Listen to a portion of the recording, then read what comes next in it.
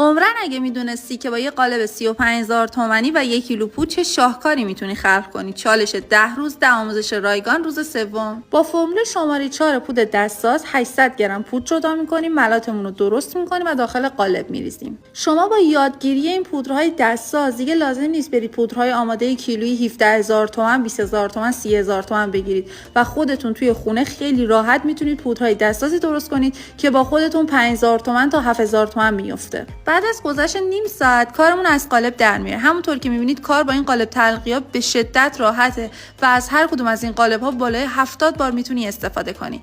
من اینجا میام با اسپری طلایی کامل کارمو رنگ میزنم و میذارم خشک بشه. به این هنر میگن هنر سنگ مصنوعی، هنری که میتونی توی خونه از گوشه اتاقت روی اوپن آشپزخونه‌ت شروع بکنی و استارت کارتو بزنی و قشنگترین محصولاتو درست کنی. من 0 تا 100 این هنر رو کامل بهت یاد میدم همراه با تمامی نکات و قلقای کارش. اگه تو هم دوست داری این هنر رو یاد بگیری، کافیه کلمه آموزش رو برام کامنت کنی، شرایط آموزش برات ارسال بشه و اگه جزو نفرات اول ثبت نامی های ما باشی، شمع‌سازی، قالب‌سازی و فروش هم رایگان هدیه میگیری.